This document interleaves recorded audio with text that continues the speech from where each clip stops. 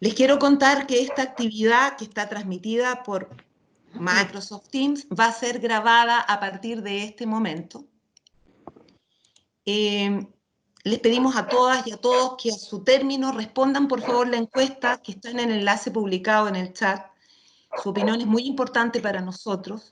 Del mismo modo, y para facilitar las condiciones técnicas, les sugerimos dejar apagados sus micrófonos.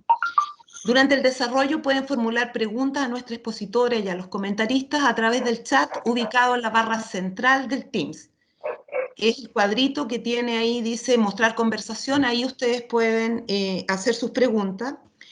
Para eso les solicitamos identificarse con su nombre completo y su actividad. Al término de las intervenciones vamos a realizar la ronda de consulta. Queremos saludar en forma especial a todos quienes nos acompañan en esta actividad, especialmente al director regional académico de la Universidad Central Región de Coquimbo, Ronnie Pérez Pizarro, quien nos va a dar unas palabras de bienvenida. Hola Ronnie, muchas gracias por estar con nosotros. Hola, buenas tardes, señora Orieta, buenas tardes a todos, a todos. Bueno, sean todos muy bienvenidos. En nombre también de nuestro vicerrector regional, don Jaime Alonso, que por motivos de fuerza mayor no pudo estar, también envía sus saludos. Él permanentemente está apoyando las actividades de todo tipo de extensión, pero especialmente también lo que es la parte cultural, todo lo que tiene que ver con los aspectos culturales que nosotros como institución queremos también ir desarrollando. Bueno, en este momento complejo en el cual que estamos viviendo, que nos lleva a distintos desafíos, en nuestro caso lo que tiene que ver con la parte del proceso de enseñanza-aprendizaje, y en los distintos ámbitos se ha visto esta situación de poder buscar las formas también de poder seguir avanzando de alguna manera. Así nosotros en lo que tiene que ver con las actividades de extensión universitaria las estamos haciendo por esta vía que es una vía virtual, que probablemente no es lo mismo que estar presencialmente, pero sin embargo tiene también sus virtudes y una de ellas es el poder hoy día estar juntos y estar en esta actividad también con personas no solo de la región, sino también de otras regiones, así que también en ese sentido, por eso lo llamaba una virtud.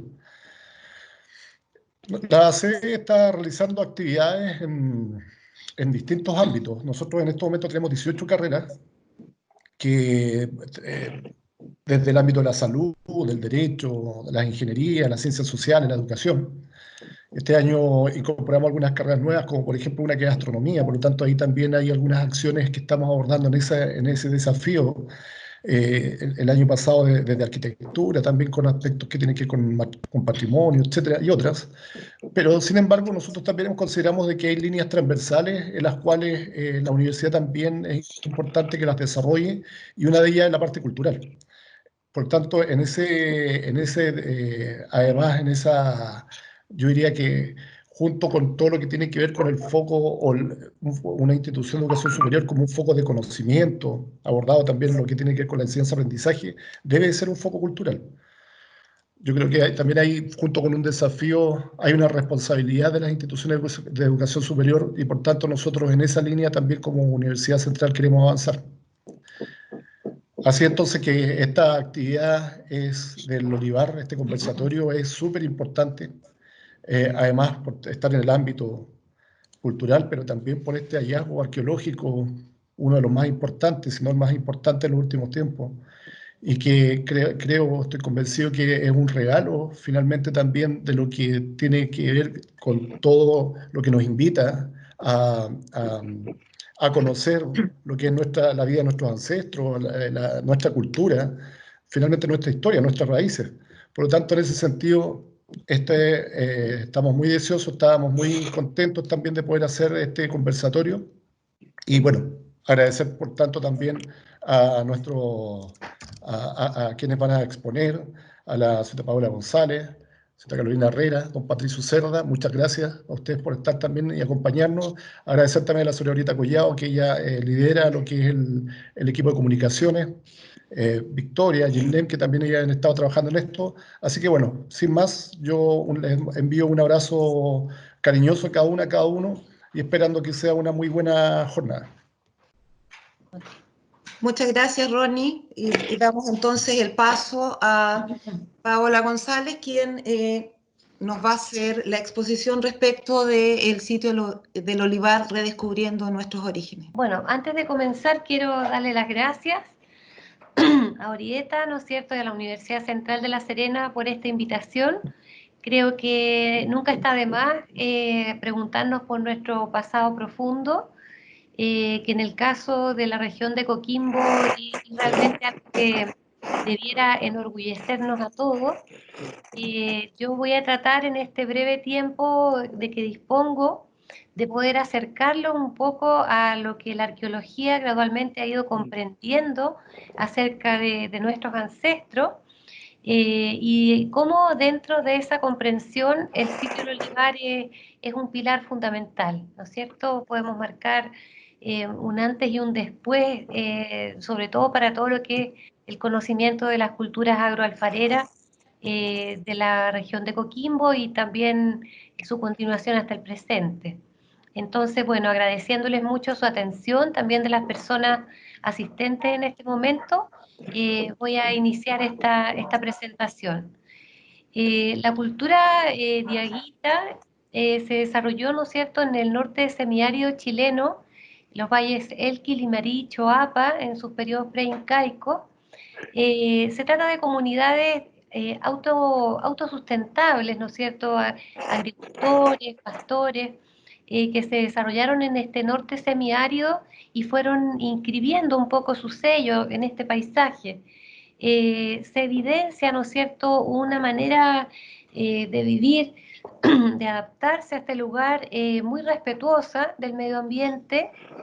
Transcurrieron mil años por lo menos de vida en el caso de los diaguitas y 2000, si consideramos el inicio de la cultura agroalfarera con la cultura del molle, en que nuestros paisajes no sufrieron mayormente ninguna alteración, ¿no es cierto? Eso nos habla un poquito de cómo estas culturas son muy diferentes en el fondo al modo que la cultura occidental se acerca al medio ambiente, ¿no es cierto? Con esta énfasis de apropiabilidad, de extractivismo, ¿no es cierto? Aquí estamos ante una filosofía de vida completamente distinta y eso deja huellas en el paisaje, sobre todo al dejarlo intacto. Eh, Dentro de los logros de la cultura diaguita, ¿no es cierto?, siempre se ha destacado mucho el hecho de ser grandes ceramistas, ¿no es cierto?, grandes diseñadores de diseños abstractos. No obstante, no sabemos demasiado o nos demoramos bastante en poder acercarnos un poco al significado y la función que tiene este arte visual.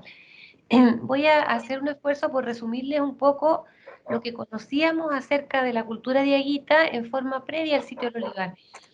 Bueno, todos sabíamos, ¿no es cierto?, que son grandes ceramistas, que además las prácticas chamánicas lograron una importancia muy importante. Esto se evidencia a través del consumo de alucinógenos.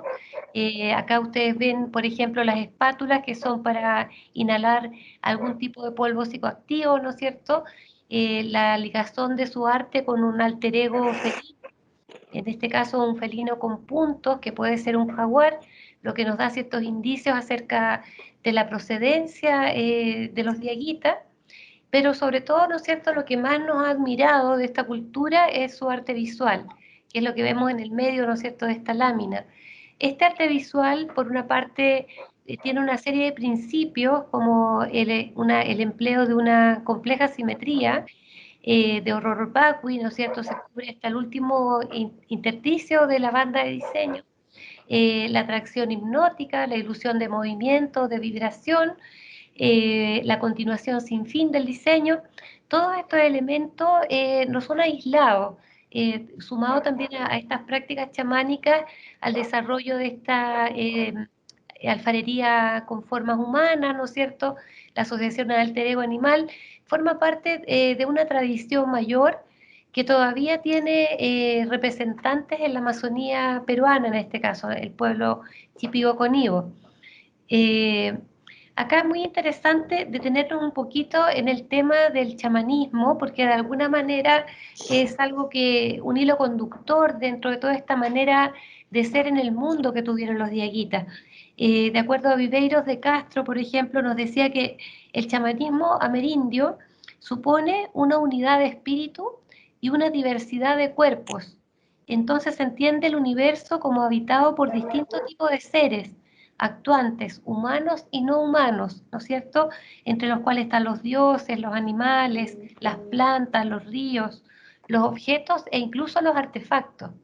Entonces, lo primero que nosotros tenemos que tener en mente es cómo en estas comunidades los límites tan fijos que tenemos en nuestra cultura occidental entre naturaleza y cultura, por ejemplo, en estos pueblos son mucho más difusos.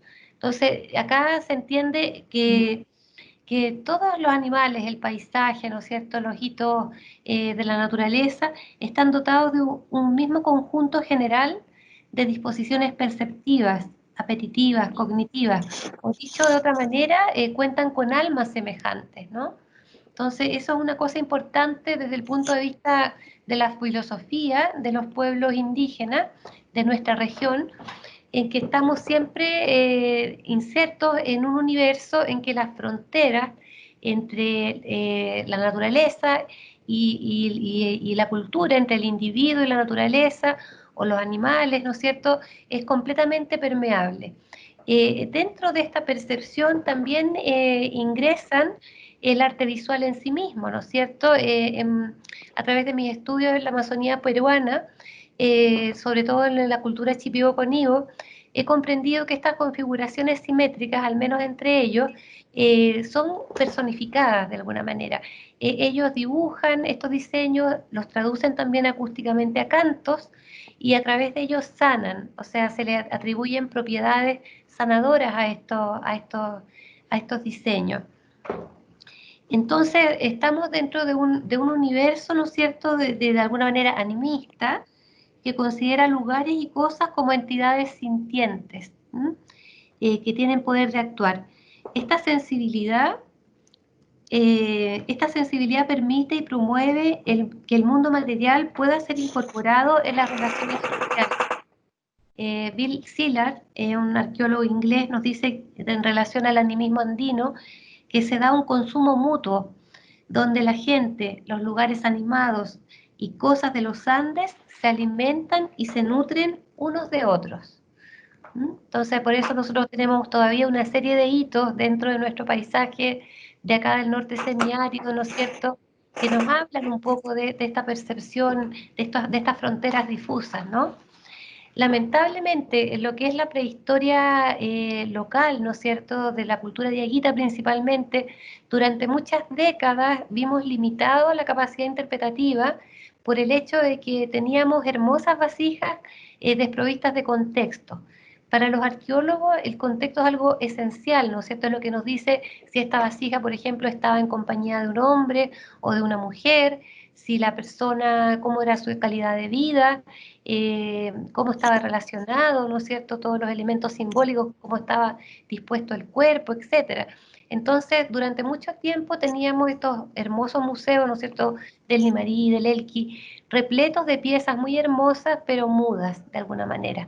Entonces, eso es lo que, por una parte, le da la gran importancia que tiene el sitio del Olivar, que por primera vez nos permite poner en contexto esta herencia, ¿no es cierto?, alfarera, iconográfica, visual, ponerla en contexto, que surjan de la tierra, ¿no es cierto?, hombres, mujeres, niños, enseñándonos y contándonos, ¿no es cierto?, qué hay detrás de esta arcilla y de estas pinturas.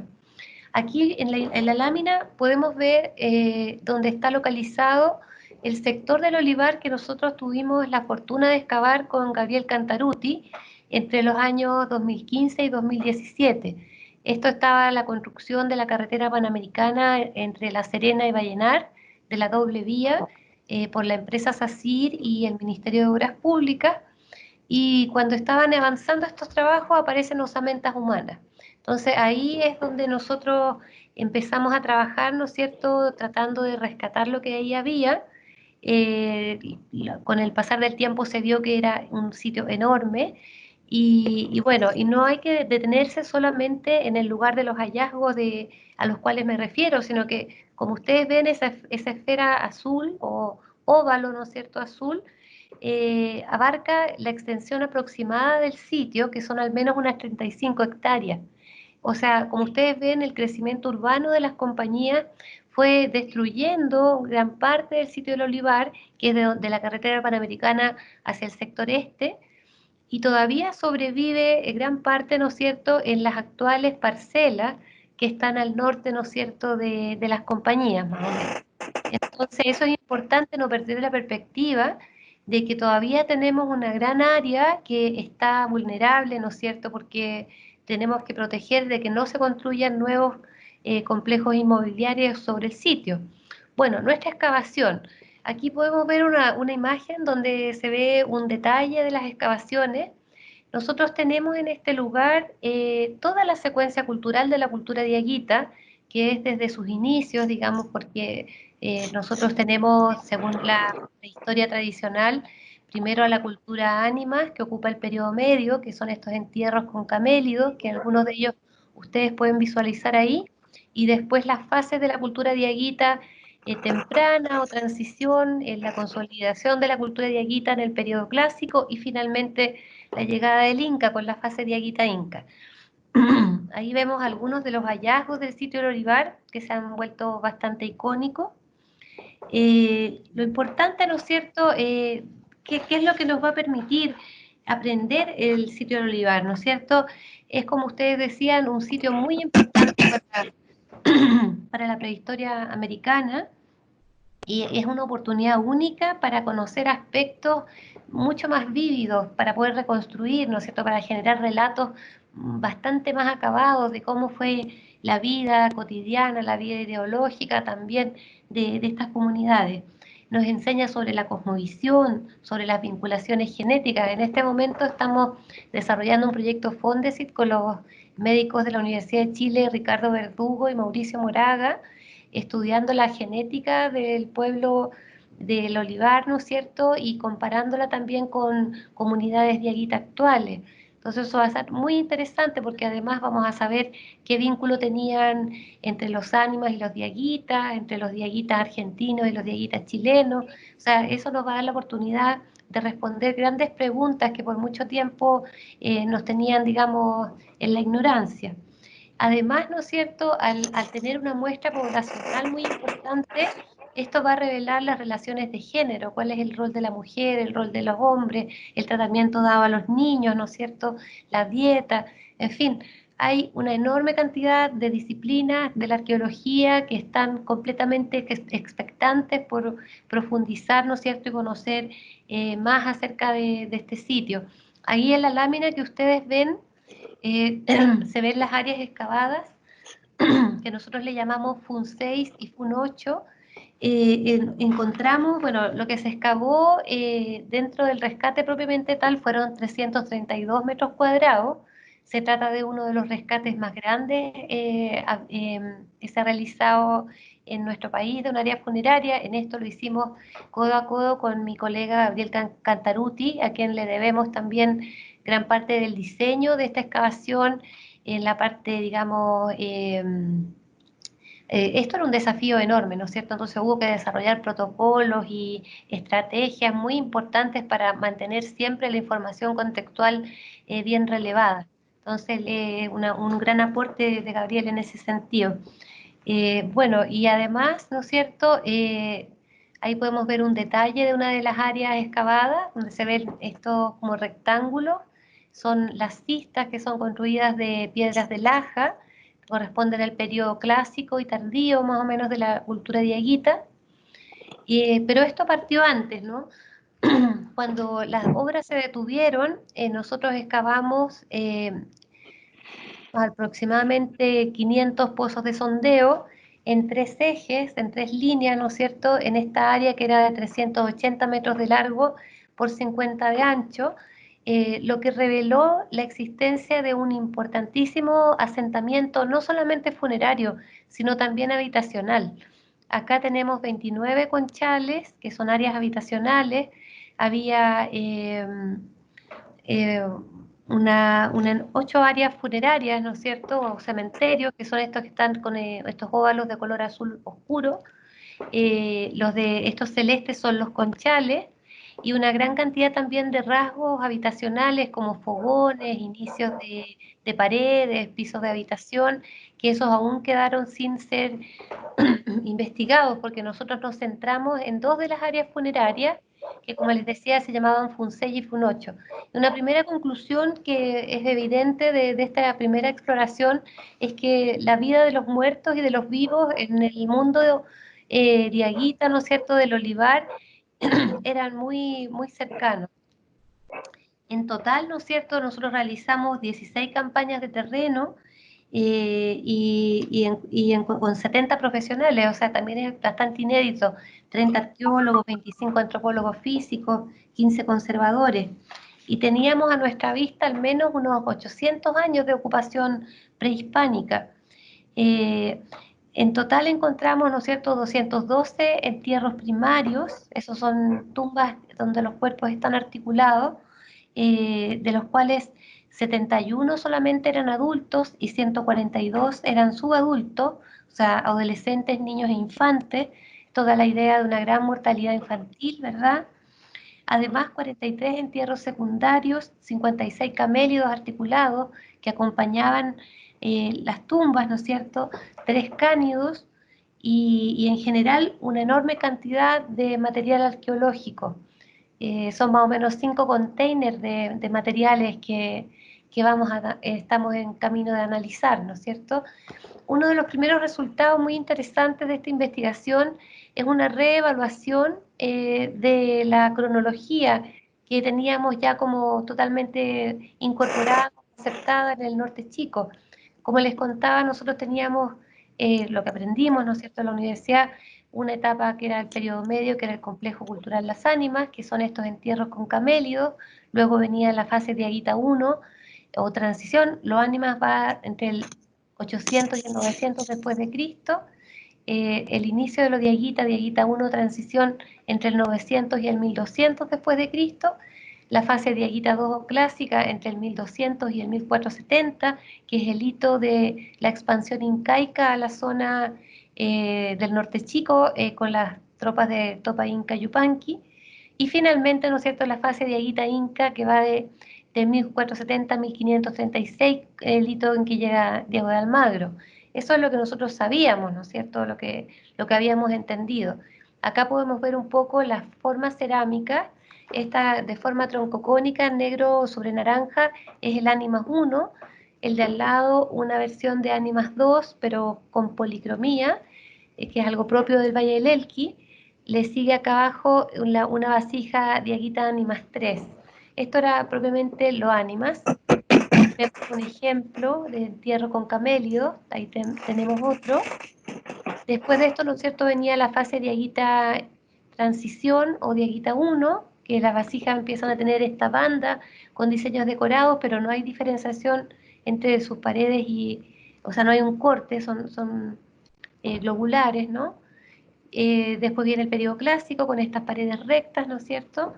Y finalmente la llegada del Inca se manifiesta tanto por formas cerámicas propias cusqueñas, como este aríbalo, que es este jarrón globular, y ciertos elementos decorativos como los ajedrezados. No obstante, cuando llegamos al olivar, ¿no es cierto?, cuando ya empezamos a ver los resultados junto a Gabriel Cantarutti, ¿no es cierto?, vimos que tanto los patrones de sepultación, los objetos asociados, la superposición entre entierros, ¿no?, no nos permitía realmente hablar de que se daba esta clasificación que nosotros habíamos entendido, sino que teníamos como 3 grandes momentos.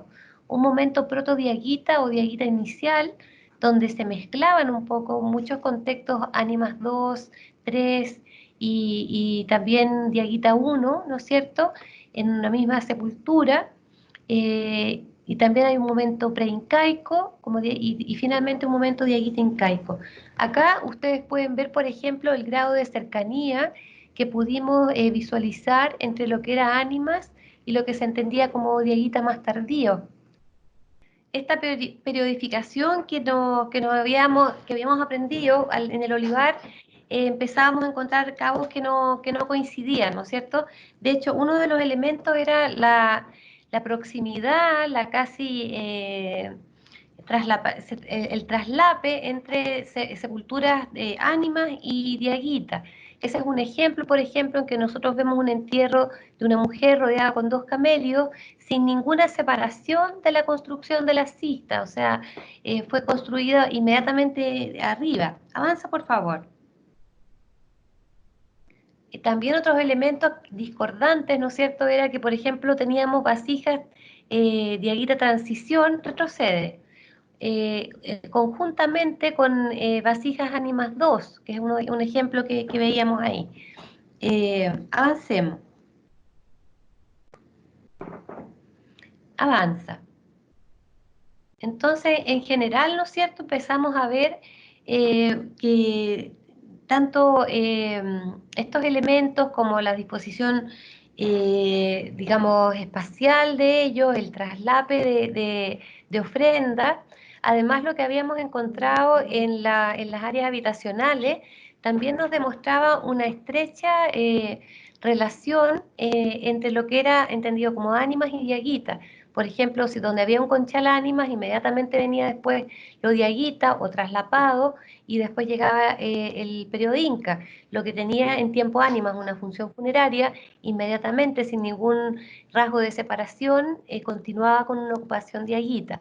Entonces eso nos llevó con mi colega Gabriel Cantarutti a postular la existencia de un periodo protodiaguita, de un periodo prediaguita preincaico y luego un periodo diaguita incaico. No nos coincide mucho esta tipología de cerámica tradicional con lo que existe en el olivar. Avancemos. Ahí vemos un entierro de la cultura ánimas, o por lo menos lo que ahora actualmente vamos a llamar periodo protodiaguita. Avancemos. Bueno, también este momento es muy interesante también porque al parecer todo esto de conocimiento de metalurgia, el manejo del oro, es bastante temprano en lo de Aguita, corresponde a este periodo de entierro con camélidos y no, como podríamos suponer, que hay una mejora en el tiempo, sino que al revés, digamos. Los ánimas son mucho mejores metalurgistas que lo que vemos después en periodos más tardíos. Avancemos. Aquí entonces vemos una serie de vasijas del sitio del Olivar, las cuales fueron restauradas por Francisca Gili, lo que nos permitió conocer, ¿no es cierto?, estas formas, muchas de ellas únicas. Acá vemos todo lo que más o menos coincide en este momento protodiaguita. Tenemos vasijas, ¿no es cierto?, ánimas 2, o sea, tenemos vasijas ánimas 3, urnas. Avancemos. Y también un conjunto de vasijas que después vamos a volver sobre ellas, novedosas, que nunca antes habían sido registradas, con formas antropomorfas y también con un uso muy acabado de la policromía. Y como ustedes pueden ver en la vasija de la orilla, ya tenemos una versión muy temprana del patrón onda, en una persona asociada con entierro de camelios, que normalmente se entendía como más tardío. Avanza nomás. Bueno, ahí vemos el avance del tiempo. Estos son las vasijas transición o diaguita 1. Avancemos. Avancemos. Entonces, uno de los primeros grandes cambios de percepción que nos trajo el olivar fue esta nueva entendimiento de la periodificación. Y ahora estamos recibiendo los primeros fechados radiocarbono y vemos que los ánimas, o sea, estos entierros de camélidos, son al parecer bastante más tardíos que la cronología que habíamos entendido tradicionalmente. O sea, están más cercanos al 1100, más que al 900 o 800 después de Cristo. Entonces, todos estos elementos, avancemos. Bueno, estos elementos de contemporaneidad, ¿no es cierto?, la coincidencia espacial, el traslape de sepulturas, nos llevan a esa convicción con Gabriel, lo que será contrastado mucho mejor una vez que tengamos toda la batería de fechados que pensamos hacer. Pasando un poco a otro tema, ¿no es cierto?, avancemos. Es para contarles un poco qué pasa con la antropología física, o sea, qué nos han dicho los estudiosos de los cuerpos humanos que fueron encontrados en el olivar. Por una parte, ¿no es cierto?, en esta gran muestra poblacional, donde les contaba que eran 202 entierros primarios, los cuales mayormente corresponden a niños. Son muy interesantes porque, por ejemplo, nos están dando indicadores morfológicos, ¿no es cierto?, de inserciones musculares, enfermedades, que nos hablan de una comunidad muy esforzada, ¿no es cierto? O sea, a la par de que eran grandes diseñadores, expertos en geometría y simetría, eran también hombres de trabajo, mujeres de trabajo. Y en cuanto a los niños, ¿no es cierto?, que es muy, muy interesante. Avancemos. Los subadultos, como les contaba, conforman el 63% de toda la muestra de cuerpos articulados, ¿no es cierto? Ellos tuvieron bastantes indicadores de estrés nutricional, enfermedades infecciosas, traumas y también modificaciones culturales como deformación craneana. Avancemos. Los antropólogos físicos piensan que una de las razones por las cuales hay tanta mortalidad infantil se producía como en este periodo de destete, donde los niñitos eran mucho más vulnerables a las infecciones, ¿no es cierto?, cuando perdían este antibiótico natural un poco de la leche materna. Avancemos. Acá les voy a contar un poco de lo que nos ha enseñado toda esta información contextual, que una cosa muy hermosa es, por ejemplo, ver que hay oficios que son exclusivos de las mujeres, como la textilería. Avancemos. Ahí vemos, por ejemplo, a una mujer acompañada de un camelio y después de unas agujas como ofrenda.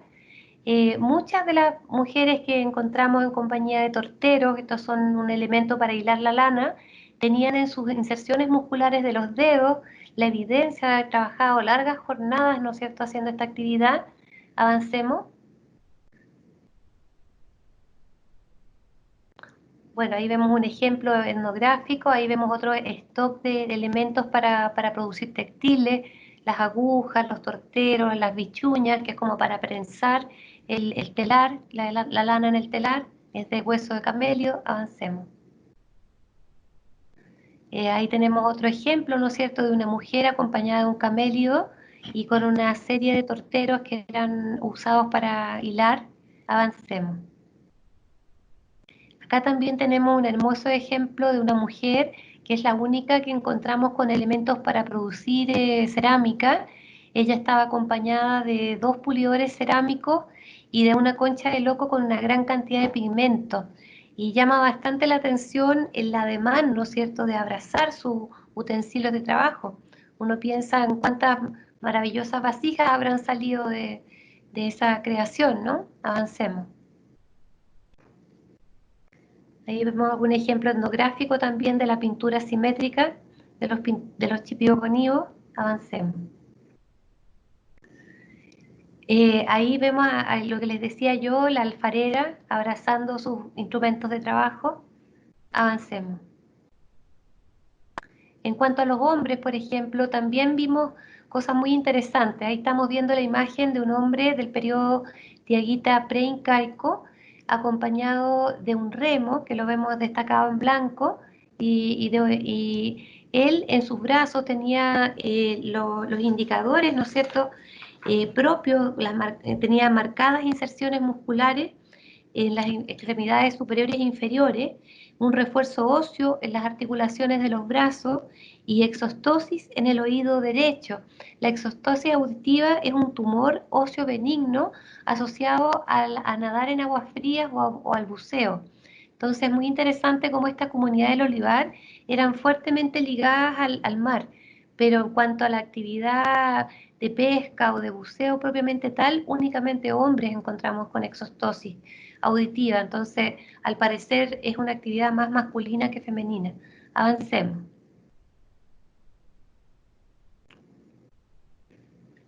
Eso en cuanto como a los oficios, ¿no? Como las ofrendas podrían estar ligadas a oficios.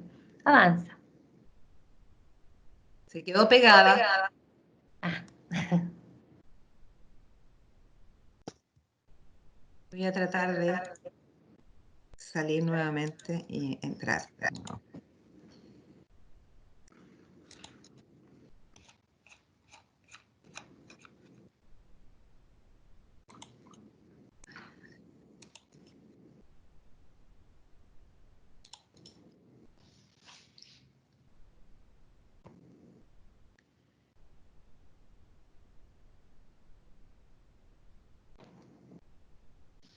¿Tú me avisas, Paola? ¿Tú la ves? ¿Ves la presentación? ¿Sí? Ah, ya. ¿Ustedes la Avanza ven? nomás, estábamos hablando de cómo la cultura, las ofrendas están vinculadas a labores, ¿no? A labores, oficios. Estábamos viendo a un hombre que tenía un remo, ¿verdad?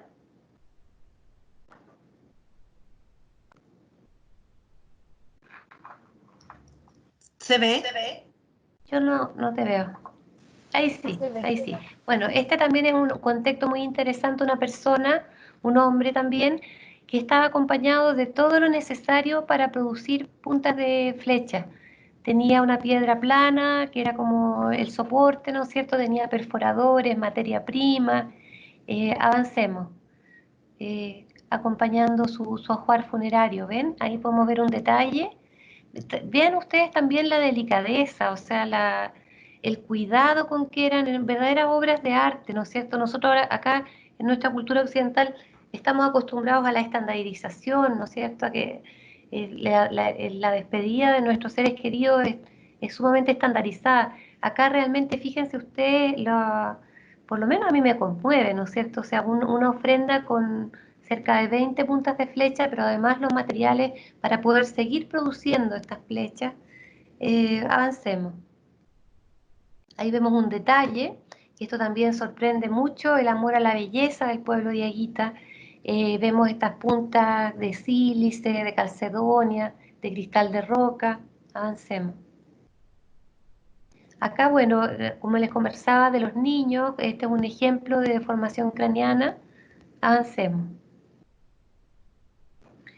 En cuanto al análisis arqueofaunístico, ¿no es cierto? O sea, todos estos camélidos articulados de los cuales conversábamos, 39 sepulturas se encontraron acompañadas de camelios. Avancemos. Estos animalitos de alguna manera fueron muertos exprofesos para el entierro y naturalmente cumplieron un rol simbólico y económico muy importante para la cultura diaguita. Si usted, sobre todo en sus primeras etapas, o sea, hay las flautas, por ejemplo, cuentan con huesos de camelio, los torteros y una serie de otros, las agujas. Muchos de los instrumentos que estaban utilizando también manejaban, eran de este material, ¿no es cierto? Y a la vez esta relación afectiva tan evidente en la sepultura. Avancemos. Ahí vemos un detalle, ¿no es cierto? No, avanzaste un poquito más, retrocede un poquito más, un poquito más, un poco. Ahí, más todavía que retroceder. Bueno, ahí estábamos, claro. Como les decía, es muy fuerte el vínculo entre el ser humano y este animal, no solamente en la parte económica, sino también simbólica. Avancemos. En el sitio también encontramos cánidos, que eso es un hallazgo muy sobresaliente, que son perros domésticos enterrados en áreas funerarias. En uno de ellos también se detectó huellas de pigmento rojo. Entonces eso nos habla de un animalito que también pudo haber sido muy importante para la vida cotidiana y afectiva de los diaguitas. Ha sido estudiado esto preliminarmente por Francisco Prebosti, que es un experto en cánidos. Nos ha dicho que es un tipo de perrito de tamaño mediano, de cabeza ancha, del cual hay antecedentes en el noroeste argentino actualmente, un perrito originario. Avancemos. Ahora bien, dentro de las actividades de las cuales pudimos darnos cuenta en el olivar, es muy importante el consumo de alucinógenos. 18 contextos presentaron elementos para consumo de psicoactivos, un 50% de los hombres los presentaban, un 12,5% de las mujeres. Avancemos. Avanza nomás. Entonces, avancemos. Una cosa, aquí vemos a una persona que podemos definir como chamán, ¿no es cierto? Está acompañado de 2 conchas de ostión, que funcionó como un contenedor, con espátulas también para consumo de alucinógeno, Lo interesante es que estos altos porcentajes de representación de los elementos para consumir alucinógenos nos hablan de una práctica muy extendida en la población, ¿no es cierto? Más que como un especialista que maneja este encuentro con el otro, con la otra edad, con el más allá o lo sagrado, es una práctica que era un poco generalizada en la población, a juzgar por los ajuares funerarios. Avancemos. Hay una cosa, por ejemplo, lo que nos hacemos, que nos hace pensar en este elemento chamánico, como les decía yo, en la cerámica se ve mucho la decoración de un felino, ¿no es cierto?, como alter ego de este arte visual, pero también ahora lo encontramos en las tumbas. Muchas de las tumbas estaban asociadas a elementos animales. Por ejemplo, esta es una mandíbula de cánido asociada a este chamán que veíamos recién. Avancemos. Ahí vemos un kit, en el fondo, es el ajuar de un chamán del periodo diaguita incaico, donde podemos ver un cristal prismático, unas espátulas para consumo de alucinógenos, unas pinzas, una piedra malaquita verde y su vasija. Avancemos. Ahora, lo interesante es que el chamanismo se liga profundamente, ¿no es cierto?, también a una visión chamanista de la vida, ¿no es cierto? Avancemos.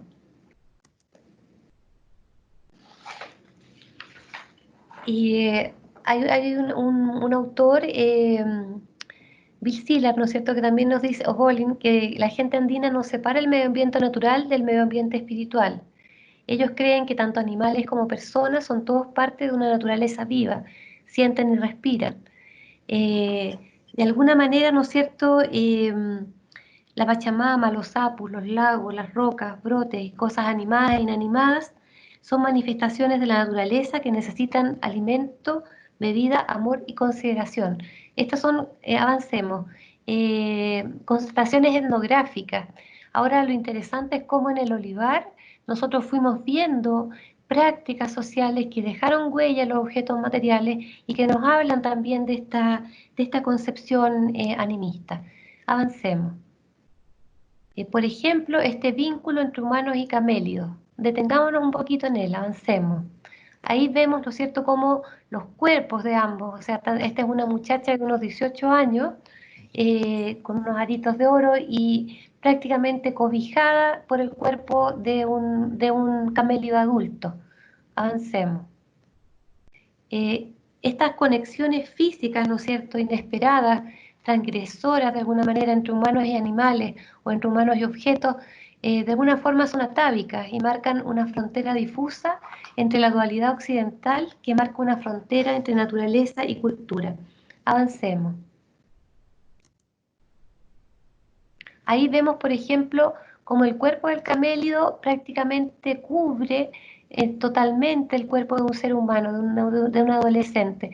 No sé si ustedes ven el cráneo del humano bajo las patas delanteras del camélido, su columna vertebral paralela a la costilla del camélido, ¿no es cierto? O sea, totalmente cubierto. Esto, ¿no es cierto? Yo recuerdo un poco los estudios de Radrigán, que nos dice que todo vínculo que tensione y traicione los límites del cuerpo y del objeto, ¿no es cierto?, o de este objeto externo, contribuye a un perturbador acercamiento del humano con esta nueva otredad. Avancemos. Avancemos. Ahí, de alguna manera, dice Viveiros de Castro, no se trata de abolir las fronteras que separan a las personas de las cosas, a los humanos de los no humanos. Se trata más bien de irreducirlas, dice este autor, de indefinirlas, haciendo que todas las líneas de partición se flexionen en una curva infinitamente compleja. No se trata de borrar los contornos, sino de plegarlos, de densificarlos, de irisarlos, de difractarlos, ¿no es cierto? O sea, acá volviendo un poco a esta diferencia entre naturaleza y cultura y cómo estos pueblos, ¿no es cierto?, originarios del norte chico manifiestan otra manera de ser en el mundo, ¿no es cierto? Es que estas separaciones, estas fronteras se ven absolutamente minadas, ¿no es cierto?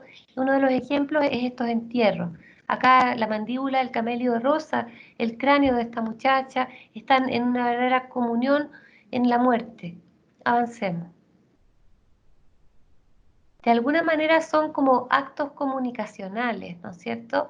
Hay una elaborada preparación de cada una de estas sepulturas, no hay nada que quede dejado al azar. Y dentro de esta suerte de performance, ¿no es cierto?, que uno observa, está siempre la belleza mediando, ¿no es cierto?, incluso la simetría. Acá si nosotros vemos un detalle de las unidades mínimas del patrón Onda y observamos después cómo estaba dispuesta esta sepultura en una suerte de rotación entre niños y camelios, como ustedes pueden ver, entonces eso nos lleva a ver cómo estas estrategias plásticas, pero también sagradas, ¿no es cierto? Cómo lo sagrado está de alguna manera eh, y, atravesado por la belleza y atravesado por la simetría.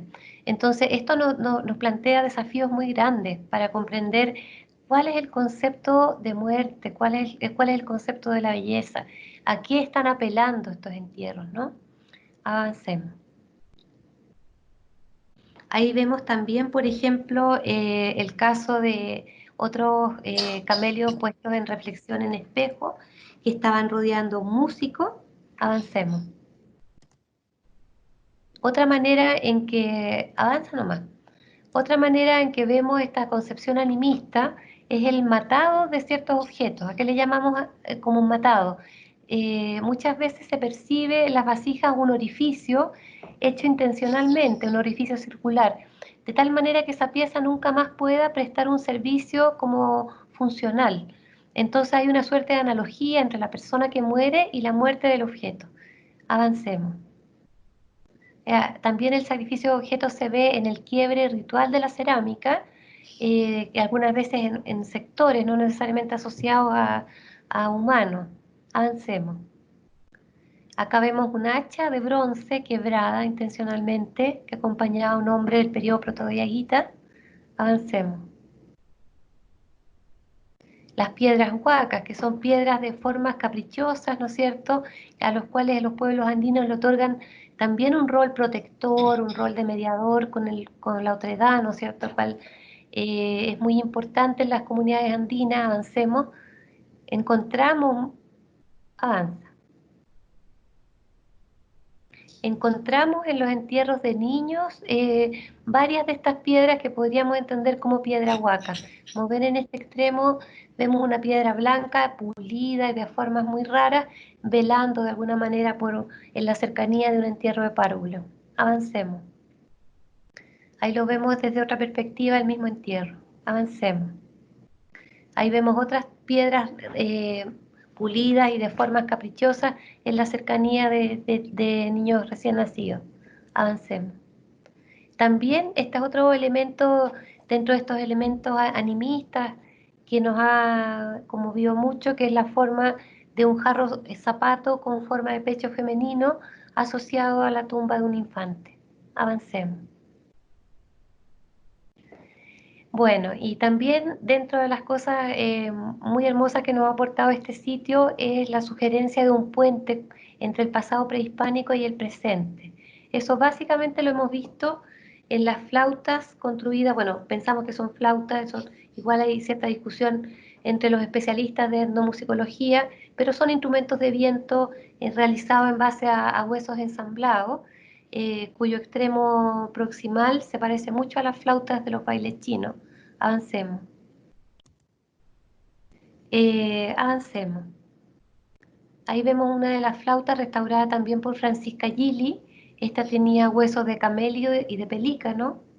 Avancemos. Lo que nos lleva un poco a pensar en la música diaguita y cómo esta se puede haber todavía mantenido en el baile chino. Avancemos. De acuerdo a lo que nos informa José Pérez de Arce, los bailes chinos siempre se realizan de a pares, lo mismo que en muchos diseños de aguita, tú siempre estás con una unidad mínima que se replica. Avancemos. Luego se organizan en hilera, igual que los bailes chinos, y con el sonido y la imagen, ¿no es cierto?, según José Pérez de Arce, tenemos un mega instrumento en el baile chino. Avancemos. Esto es muy semejante al comportamiento de muchas de las bandas de diseño diaguita, en que una unidad mínima se duplica y luego se disponen hileras, vibrando como una sola unidad. Avancemos. Avancemos.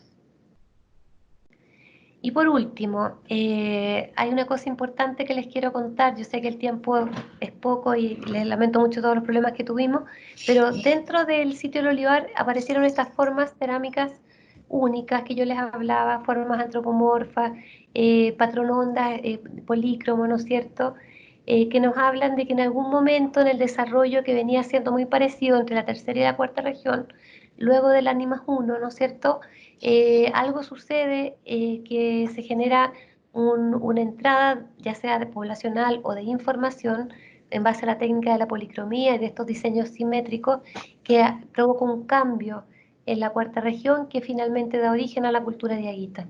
Avancemos.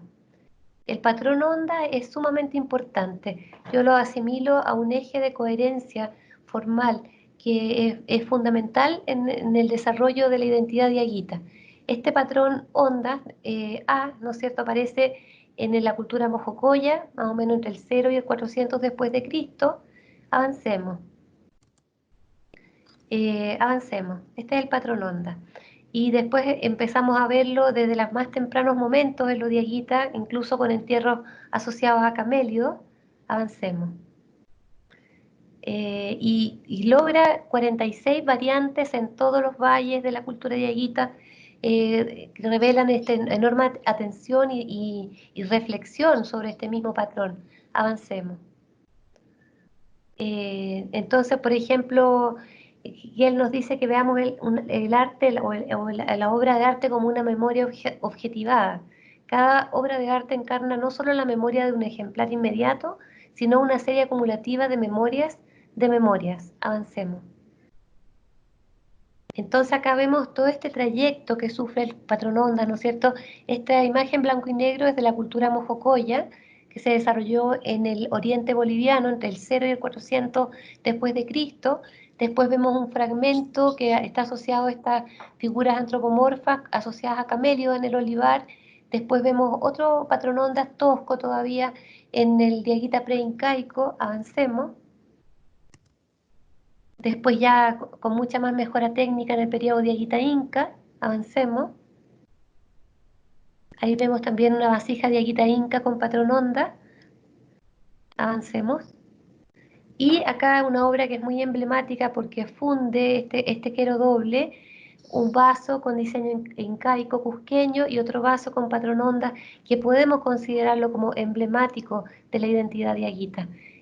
Ambos vasos unidos por una representación de felino con una manta ajedrezada que es propia de los capitanes incaicos y con un hoyo, un orificio que comunica ambos vasos. Yo creo que esto es una hermosa metáfora del encuentro cultural entre incas y diaguitas, y vemos cómo este patrón identitario, el patrón onda, que lo ha acompañado durante por lo menos todo el desarrollo cultural de los diaguitas, es elegido para unir estas dos identidades, ¿no es cierto?, lo cusqueño y lo incaico. Avancemos. Ahí vemos el trayecto, este flujo, ¿no es cierto?, este eje de coherencia formal, desde el remoto pasado mojocoya, luego con estas vasijas que están con camelio, luego va perfeccionándose. Avancemos.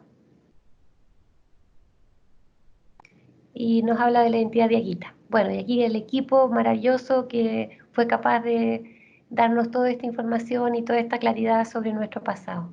Muchas gracias. Muchas gracias por esa interesante explicación. Ahora le doy inmediatamente el pase al profesor Patricio Cerda. Les pido, sí, por favor, que nos preocupemos del tema del tiempo para que alcancemos a hacerles las preguntas que ya tenemos en el chat varias y para darle el paso también a Carolina. Adelante, profesor. Bueno, yo directamente en materia de comentario, voy a usar 3 conceptos para referirme a la presentación general de Paola. Lo primero que voy a decir que el sitio Bolívar, rescatando ¿no es cierto?, nuestros orígenes, primero es un eslabón, ¿ah? Eso es muy importante considerar. Es un eslabón entre lo que podríamos decir el pasado remoto nuestro en relación a un arco cronológico más global. Voy a usar también el concepto de bisagra, ¿ya? Ustedes saben que la bisagra abre las puertas, pues, estimada ahorita, ¿no es cierto? Es un eslabón, es una bisagra que se inserta entonces dentro de lo que podría llamar un tesoro patrimonial. Así lo entiendo yo, ¿se da cuenta? O sea, porque la presentación nos habla entonces de una situación que se hace desde el presente, porque siempre aparece una muy interesante comparación pasado-presente. Entonces yo diría que, estimados amigos, amigas, que el sitio Olivar debería funcionar en tres sentidos. Primero, gestionando nuestro pasado con evidencias materiales concretas de todo lo que es la trayectoria de la secuencia cultural Ánimas de Aguita e incluso previa. Eso en primer lugar. En segundo lugar, nos lleva, tú también lo planteaste, a un problema de identidad. Siempre los sitios arqueológicos especialmente prehispánicos, nos llevan a preguntar acerca de cuáles son nuestros más remotos orígenes, ¿no es cierto? Eso absolutamente. Y en tercer lugar, también planteada dentro de tu presentación, está el problema del futuro.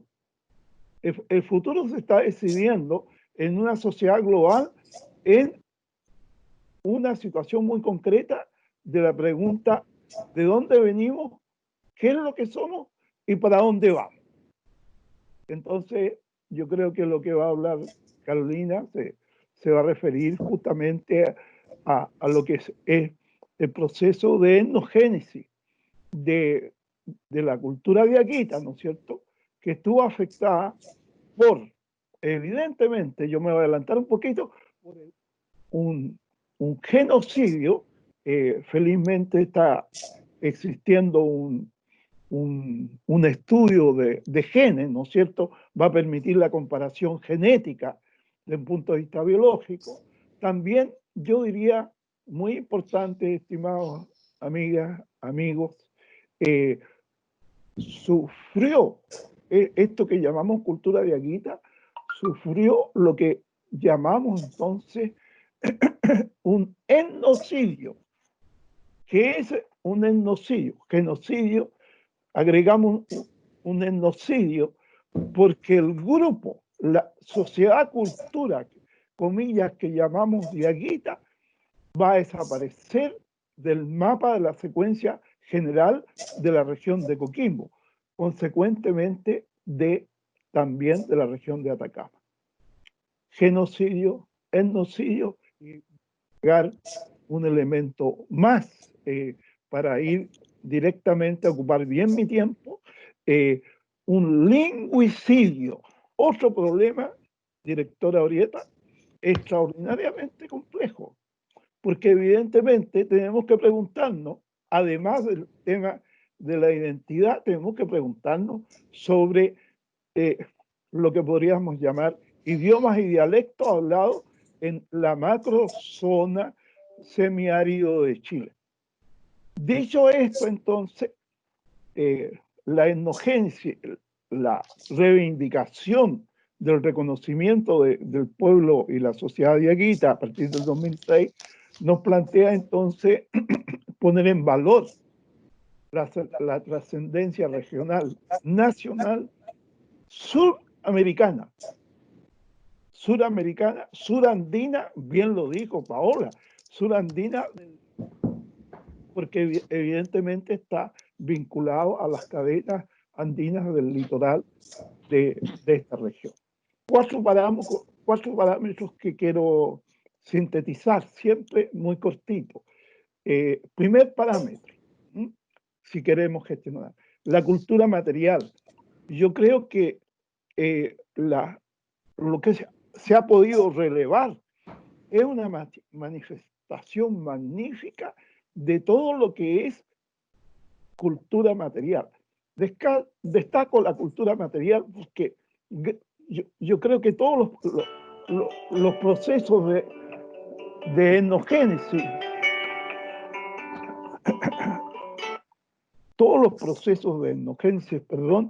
nos llevan a decir, ¿no es cierto?, cuáles son nuestros orígenes remotos, ¿no es cierto?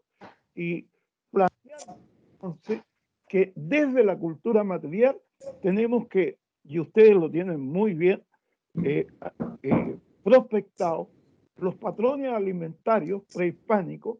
Yo hablaría de una cultura del maíz, porque posteriormente se va a agregar una cultura del trigo y se van a agregar junto con una cultura de animales que va a ser parte del desarrollo de esta cultura. Patrones alimentarios, abundantemente viene ejemplo de los patrones de vestuario. Se ríe Carolina, ¿te das cuenta? Es abundante la sabiduría de género, es extraordinaria. Las crónicas describen precisamente el modo como se vestían las y los. También yo creo que es extraordinariamente interesante el poder hacer una mención, y no quiero dejar pasar la oportunidad, de la piedra huaca, Paula, porque todas las crónicas, la huaca tiene un valor etimológico polivalente, no solamente las piedras, los nacimientos de los ríos, los cerros, las cimas de los cerros, los observatorios, los lugares que los españoles llamaron lugares sagrados. No es por nada, pero sabemos desde la historia indígena que todas las iglesias fueron fundadas sobre lugares huacas, voy a decirlo así, ¿no? Es decir, la iglesia catedral de La Serena nunca se ha podido excavar, pero está sobre el lugar más importante del asentamiento indígena. Eso en respecto de algunos elementos de la cultura material, de donde crece entonces el siguiente parámetro, que es la cultura inmaterial. Y ahí yo quisiera, por ejemplo, aportarle a todos los amigos que están escuchando y, digamos, participando de esta notable exposición del valor que tiene la cultura inmaterial. ¿De qué estamos hablando? De símbolo y signo. Entonces, esta suma de el arte de Aguita, que tanto es un signo y es un rito, hay una ritualidad, hay evidentemente bienes, se ha llamado así en la literatura, bienes de privilegio, ¿no es cierto? Todos aquellos elementos que constituyen elementos rituales. Hay una ritualidad. El animismo, desde el punto de vista de la historia indígena, tiene elementos extraordinariamente interesantes. También en la crónica temprana, por lo menos hay 5 o 6 muy interesantes. El mismo Pedro de Valdivia, desde 1545, carta a Carlos V, hablaba concretamente de las ovejas que habían aquí. ¿Qué es lo que son? Las ovejas de la tierra. Así le llamaron los españoles. Entonces, es lo que están encontrando ustedes. Es decir, el cruce de la información arqueológica con la información de la crónica temprana nos permite entonces establecer un parámetro entre patrones prehispánicos y patrones de contacto, patrones de integración que son propios de la colonia temprana.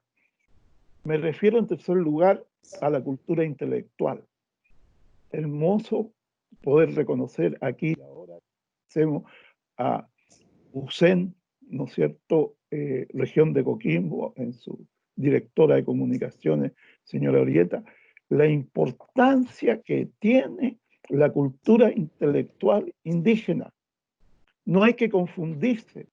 El hecho que no sea una cultura que tiene un sistema de escritura, no significa que esta cultura intelectual, mostrada a través de la evidencia arqueológica, permite entonces sostener la rica desarrollo de 800, 1000 años que tiene esta cultura. Entonces, nos impresiona mucho el valor que se le asigna a los niños. Hay una alta mortalidad, tú has dicho, infantil. El valor que tiene la crianza, evidentemente. ¿Por qué hoy día ese tema de género es tan importante? Fíjese la relación pasado, presente, desafíos de futuro, el problema de lo que es justamente la crianza, la cultura intelectual por los saberes indígenas. Bueno, yo creo que Carolina nos puede hacer una exposición larguísima de todo lo que son los saberes tradicionales de la mujer indígena que se prolongó a través de la sociedad criolla, porque formamos en definitiva una sociedad criolla. Termino con esta parte de los 4 parámetros para hacer un resumen de la cultura afectiva. Cultura material, cultura inmaterial, cultura intelectual, cultura afectiva. Evidentemente que hay las emociones, los sentimientos están en los sistemas enterratorios que ustedes han descrito. Y esta le da una gran importancia, evidentemente, a quienes entonces ocupan un lugar destacado en la sociedad, lo cual justifica el concepto que tú has ubicado, que son sociedades autónomas, autosuficientes, ¿no es cierto?, con respeto con su medio ambiente y que generan entonces estrategias de ocupación de territorio extraordinariamente interesantes. Resumo, si conectamos los datos de la historia indígena o en la historia con los datos de la arqueología tardía, ¿no es cierto?, de los distintos periodos, más allá de la secuencia, nos vamos a encontrar con que este contexto se puede cruzar con la evidencia de las crónicas históricas tempranas, en la cual mencionamos las mismas cartas de Pedro de Valdivia, mencionamos a Pedro Mariño de Lovera. No podemos dejar de decir que un cronista dice, cuando llega a La Serena, que en entonces se llamaba Coquimbo, ¿no es cierto?, Coquimbo, ¿no?, y dice, lo que llamamos ahora Ciudad de La Serena, los naturales le llamaban Tequirque.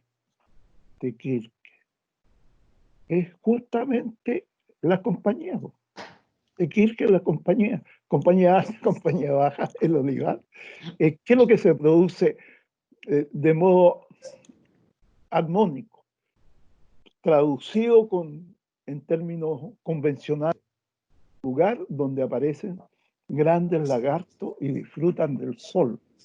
Fíjese qué sabiduría, Tequirque, lugar de lagarto, porque evidentemente es un tipo que pertenece a la fauna autóctona y nos permite entonces usar un conocimiento certero, lugar de lagarto. La Serena es una fundación totalmente de Nueva Extremadura, totalmente colonial.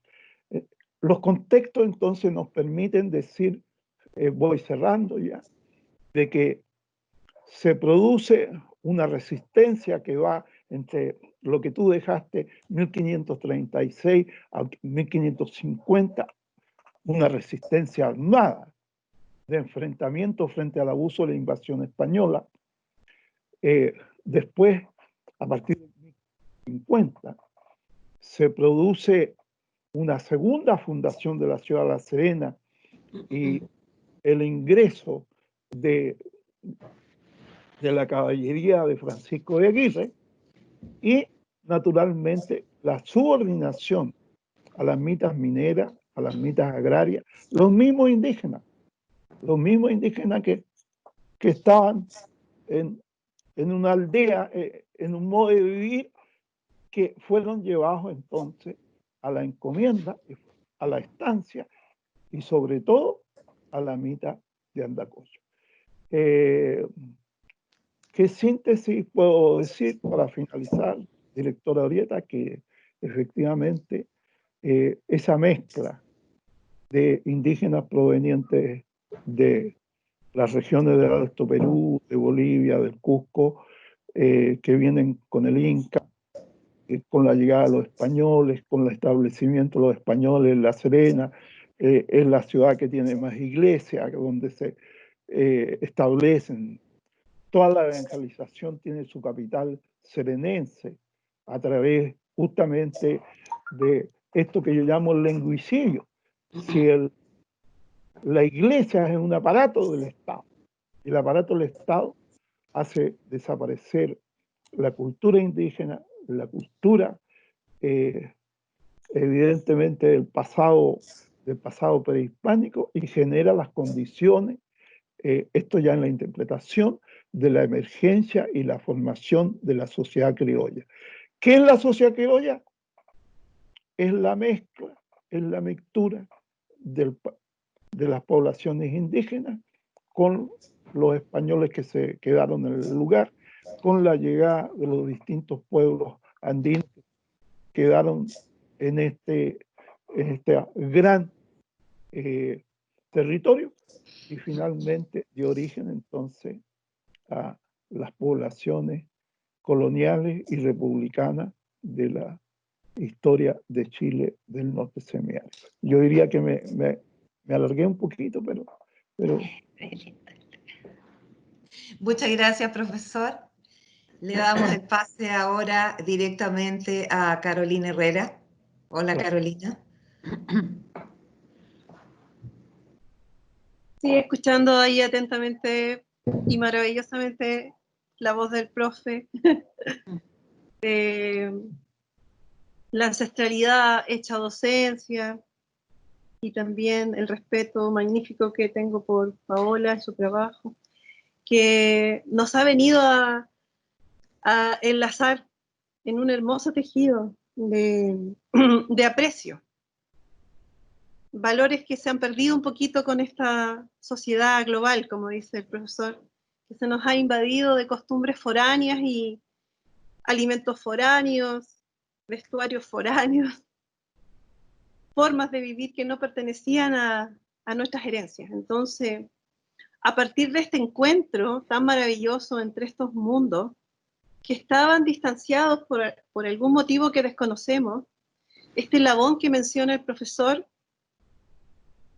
se unifica a través de este encuentro, de estas realidades, donde veníamos como pueblo siendo identificados entre el 2006, 2007, ¿verdad?, por el Estado de Chile, en una consideración como pueblo cultural, el 9º pueblo reconocido por el Estado de Chile, el pueblo yeyita. Y también por una labor más bien administrativa política, que algunos nos enrostran, que dicen que a través de este proceso de la diputada que propone, aparecemos como identificados, y algunos mencionan también que quizás sin merecerlo. Entonces ha sido un fuerte tránsito para nosotros el volver a recuperar una identidad perdida por todo lo manifestado. Y en este camino que llevábamos alrededor de 5 o 6 años o más, 7, conformando organizaciones, llevando a una voluntad de reconocernos como un pueblo que vivía en un territorio y que justamente el Estado nos considera como pueblo cultural solamente, pero sin derecho a territorio, a excepción de un espacio territorial en el Alto Huasco.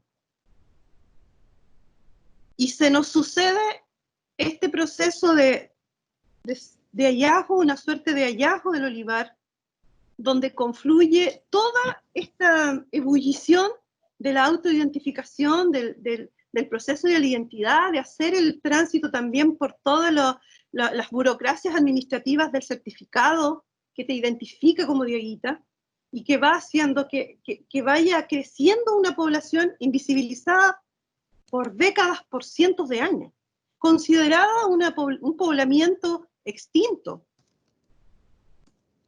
considerado también un hermoso, quizá, plasmar en la cerámica, en la alfarería solamente, pero no considerado ni validado como un pueblo que ejercía un esfuerzo por sobrevivir. Entonces, ante ese tránsito, aparece el olivar con toda esta ebullición de cosas y también de procesos muy potentes para nosotros como dieguita en esta reivindicación, una revitalización, donde nos miramos los mundos, el mundo de la ciencia, la historia y el mundo de la herencia. Y nos dimos cuenta que a través de las manifestaciones heredadas que se evidencian en el hallazgo, que para mí, yo digo, a lo mejor no es hallazgo, quizás nosotros decimos encontramos un hallazgo, pero quizás ellos nos estaban esperando, porque bajo nuestra concepción cultural, matriarcal, espiritual, ellos esperaron el tiempo prudente para decir, despierten. Y esa es la mirada de nosotros. Hemos despertado ante una responsabilidad muy magnífica de volver a encontrarnos como comunidad.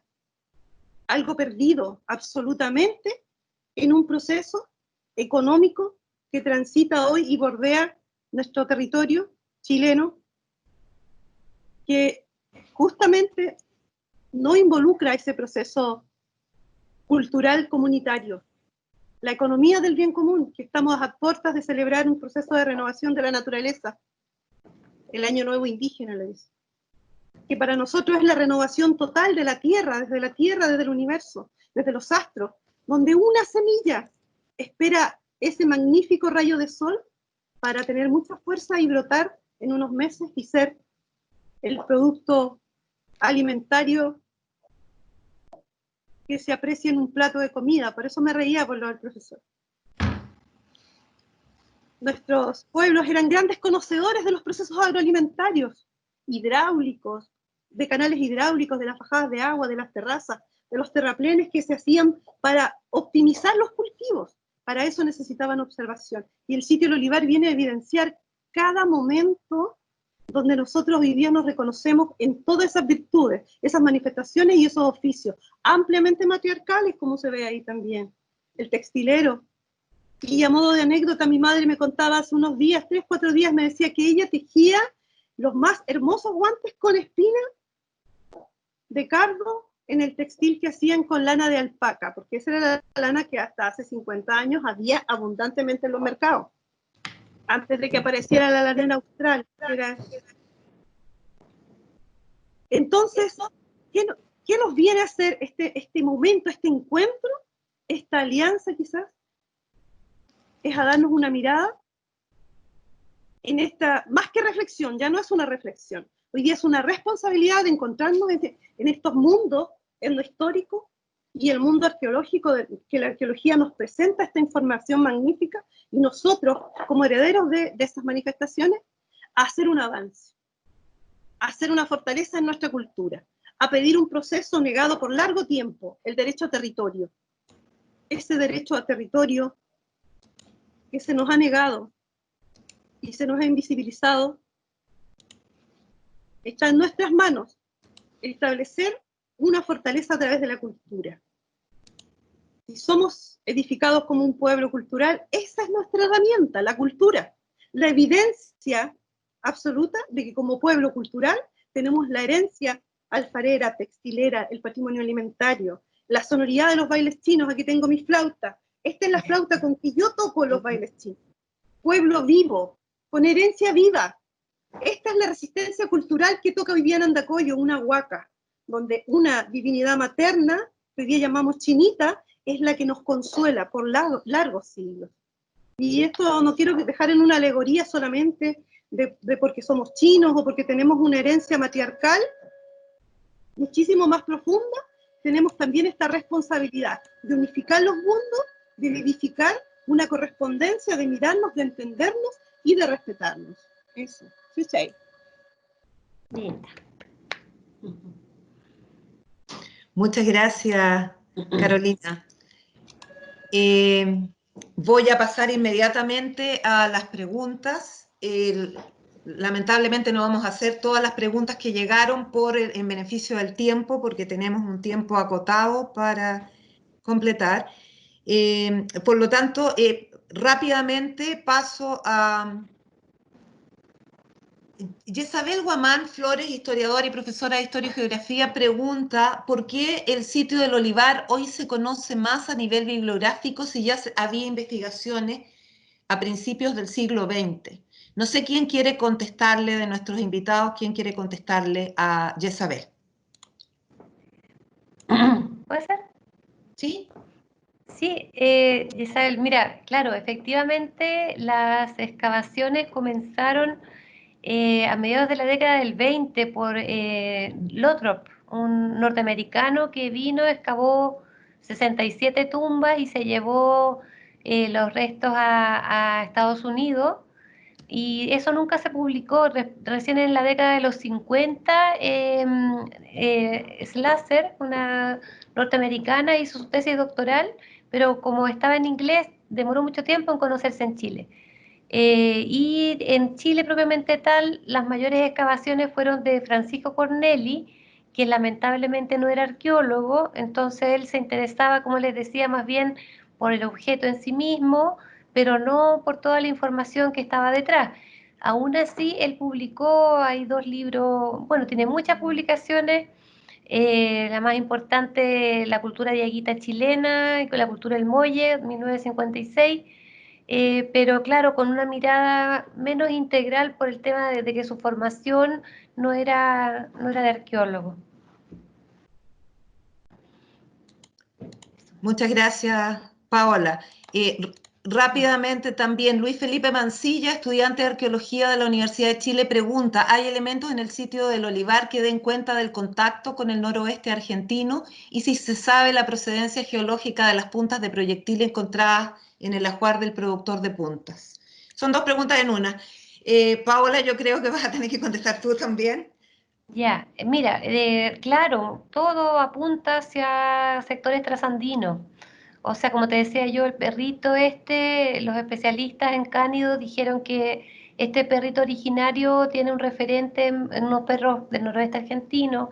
La metalurgia, por ejemplo, tan desarrollada del pueblo Ánima, también tiene su referente mucho más variado en el sector argentino, Yocabil, del noroeste. Y por eso mismo ahora va a ser muy interesante el estudio genético, para poder saber qué grado de vinculación podría existir entre diaguitas chilenos y argentinos en tiempos prehispánicos. Que eso también es una de las aristas que Ricardo Verdugo en el proyecto Fondesit quiere abordar. Perfecto. El periodista y docente Gabriel Caniguante pregunta, ¿la estética, la belleza de estos entierros ya se veían en sus cerámicas? ¿Hay otros elementos que demuestren la inclinación hacia la belleza de los pueblos originarios? Ahí a ver si el profesor y Carolina quieren intervenir respecto a ese tema. Mi modesta opinión, el arte diaguita chileno es uno de los más sobresalientes del mundo surandino, sin lugar a dudas, comparable con otros como los peruanos. Yo diría que, y siempre tirándonos para la costa, pero la estética, el misterio, el arte, la simetría, lo que podríamos llamar el simbolismo del arte diaguita chileno es un producto made in Chile, así. Porque normalmente y así lo postuló inicialmente un célebre autor como es don Ricardo Lacham, que derivó justamente de una analogía comparativa entre lo que era el sello argentino con los chilenos. Los bailes chinos tienen una maravillosa virtud de trabajar la piedra con barbalita, donde justamente esta piedra evidencia la manifestación ritual sonora que yo manifestaba con respecto a las flautas, que hoy día las flautas son de caña, ¿verdad? Y anteriormente las flautas, en los sitios arqueológicos se han encontrado flautas de hueso y de esta piedra con barbalita magnífica en todo el territorio, con un trabajo y una belleza, una pulcritud en la confección, en el orificio, que justamente hace pensar en que nuestros ancestros tenían un sentido de la estética muy elevado, en la música, en la forma como se baila, cómo se dimensiona el sonido, el tocar, bailar y sincronizar el movimiento, como hoy día lo denominamos, las mudanzas. Es un acto realmente maravilloso el ver bailar a un danzante chino tocando su instrumento. Y el instrumento adentro además tiene un proceso de tubo, de dualidad, de sonido, con una perfección que uno dice, ¿cómo ellos pudieron lograr tan elaborado funcionamiento para perforar la piedra?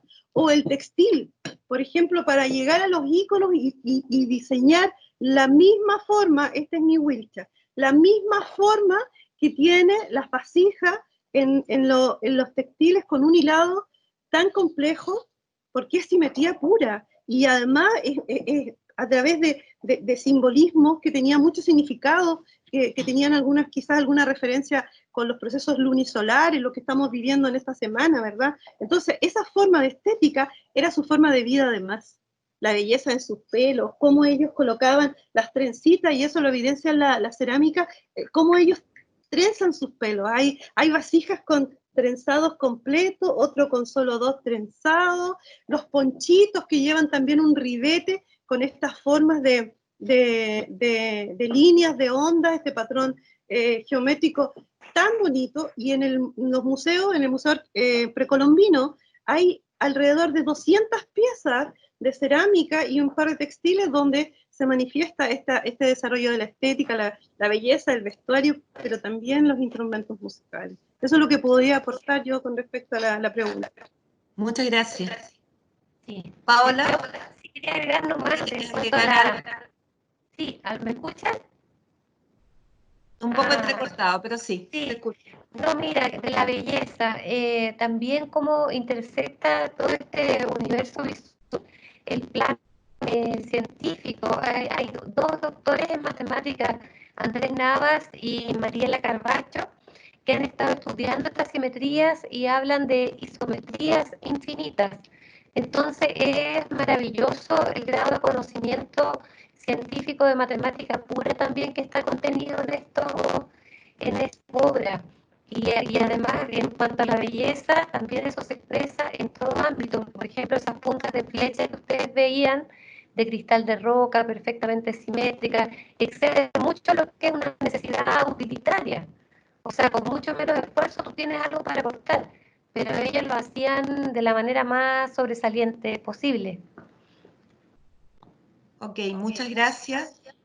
Vamos a ir cerrando la actividad. Yo quiero agradecer a nombre de la Universidad Central Región de Coquimbo a nuestros expositores. Muchísimas gracias por su generosidad, por haber creído en esta iniciativa. Esperamos poder hacer otros conversatorios, seguir con el tema de nuestra identidad. Yo creo que es un rol que la universidad tiene que cumplir. Y ustedes nos pueden ayudar en eso también. Muchísimas gracias a ustedes, muchísimas gracias a todos quienes asistieron a esta actividad, de parte de la Vicerrectoría, de parte de la Universidad Central Región de Coquimbo. Damos por cerrado el conversatorio. Muchas gracias y nos veremos en una próxima oportunidad. Gracias. Oye, Adiós. un abrazo Gracias. a todos. Un abrazo, Un abrazo. Patricia, un abrazo, Carolina. Un abrazo. Gusto de ver los amigos. Gracias. Cuídense Muchas mucho, gracias. cariños. Muchas gracias, cariño. Adiós. Muchas Adiós. gracias. Chao. Que esté muy bien. Y feliz renovación Cuídense. de este nuevo ciclo. Cuidarse.